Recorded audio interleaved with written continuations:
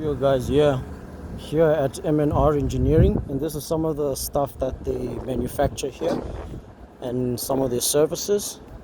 Guys, this is some good quality neck clamps, some good quality animal handling stuff.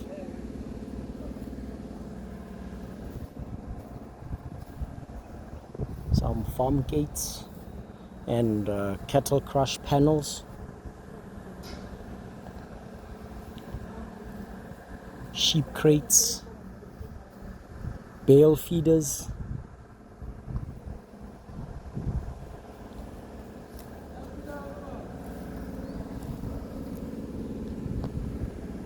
NMR Engineering, and some self feeders. I think you can tell the level of excitement by the tone of my voice. Just loading some stuff for another customer. But yeah, I can safely say my cattle scale is in safe hands here. I don't know what that is. We'll take the square tubing out. We'll put some angle iron in here. Yeah. Obviously create the frame of the door. Yeah. Or the door frame which it will fit into. And then you'll also just put the pins which you can then insert and remove to be able to get the door off. Alright. As far as branding goes, this should be more than low enough. Okay. So you'll be able to get your branding through. Like I said, all this is not going to be in the way because it's all going to be collapsible. Yeah. And even that opening would be more than enough for the branding rod to go through actually. Well, like I say, you're going to be able to remove the whole thing. Alright, perfect. So we'll probably end up putting a round tube here. Yeah. And then obviously another one on top of it, so basically it'll work as a pivot. Alright. And at the top we'll just have a pin which secures these square tubings in place. Uh-huh. Okay. Actually, I'm kind of excited. It's good. Now we get to mess around with it. But I'm going to try and keep the steel down to a minimum. Okay. I don't know if this tubing is going to be sufficient to incorporate that many Openings. yeah. Or hoops. But we'll see what we can do. The labour time shouldn't be too much different from what it is already. Alright. But your material cost will be affected. Alright. Not drastically though. Yeah. I'll have to check, but I think one length of this tubing is about 6 times about $300. Okay. And obviously we'll replace the pulley at the top so that you can The vertical sliding gate. have that sliding gate that goes up and down here. Okay, cool. And then we'll fit your existing clamp on. Uh-huh. We're just going to put we'll take channel iron, we'll weld channel iron on the bottom here, we'll drill a hole through the channel iron, and then we'll add angle iron onto that one that you have. Yeah. So that it lines up so that it fits on properly. Okay. I might even actually just put angle iron here on the side, and then you can drill a hole through there. Okay. And then we can mount it that way. And we will be able to open up the side as well, that panel for the bulls as well, and for the hoof inspections. Yes. We're probably gonna have to do it in 3 doors rather than 2 doors. Yeah. Just because of the length. You want to keep the integrity. You want to keep the strength there. All right. Okay. Sure. And then this, I'm not gonna put this back. Okay. I don't see the purpose of that. Okay. All right. Well, you are the expert, Francois. So, by the way, guys, we are here at NMR Engineering in Moy River. This is where we're going to have our cattle scale / neck clamp incorporated. They are going to be doing the modifications on it.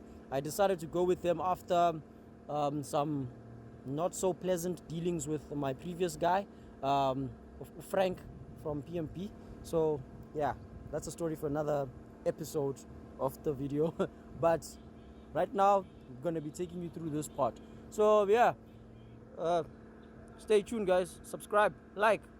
Alright, so these are 3-meter gates. We usually use these to form kraals or erect kraals. It's more for a holding facility, not so much for the actual handling facility. We use the shorter ones. These are 2 meters. We generally use this for the crush, as the smaller size helps keep the integrity of the crush. We also make a higher one, which we unfortunately don't have stock of, but it is 2 meters as well, and it's 1.8 high, so it prevents your animals from jumping out of the kraal, crush. Other gates, which we've also incorporated. This is our drafting gate. So essentially, this would go over the top of the animals. They would walk underneath. This chain would then be loosened, and you can.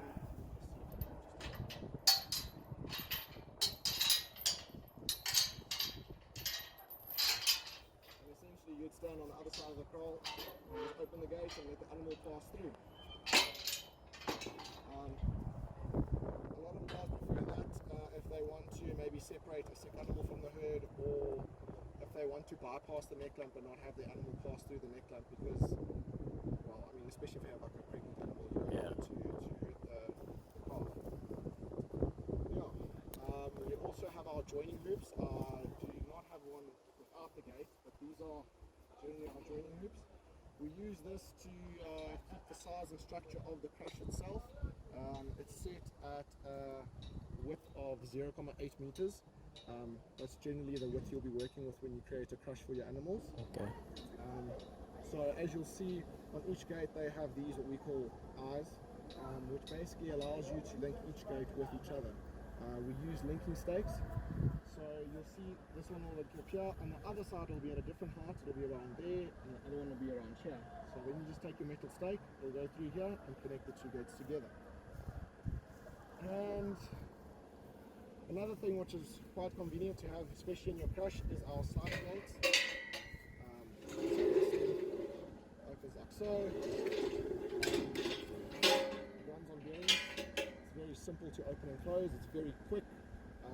You're able to stop animals quite quickly. And it's quite beefy. I mean, this is all 3mm steel, so your animals aren't really going to bend it.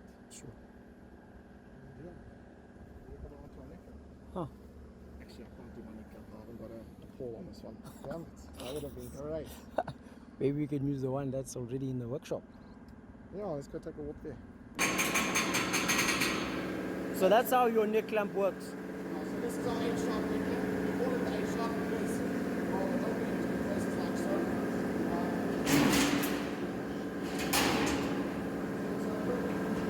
Once it's open, this internal width here is about 800, which is pretty much as wide as your crush would be. With these 2 parts is about 700, which isn't a big problem. I mean, the biggest width of the animal is generally the stomach, which will pass it through this area as well.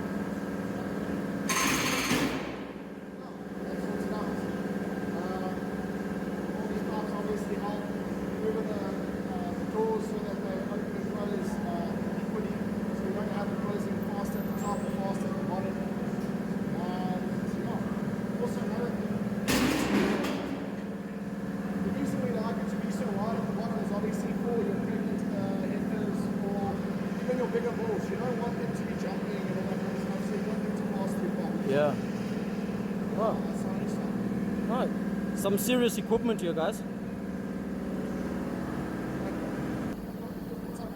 This is also our 2.4 meter cattle self-feeder. The total feeding space is 4.8 meters. There's 2.4 meters on this side and 2.4 meters on the other side. What's great about this is you can put in your feed, pellets or whatever other feed you want to put into the hopper. It disperses it equally. On this side, so just squeeze down here, you'll see that there is a separator in the middle. That just prevents all the food from collecting right in the middle where the animals cannot get to it. It also has a roof, which obviously helps keep the feed dry. We use stauncher paints, obviously, because the feed tends to get stuck and then it causes rusting. So we try and prevent that by using the stauncher. You can also take a video from the top, so you can get a better idea of what happens when the feed actually enters. This section itself also has a lid. It's obviously just been painted right now. You can also close this off, which helps protect your food.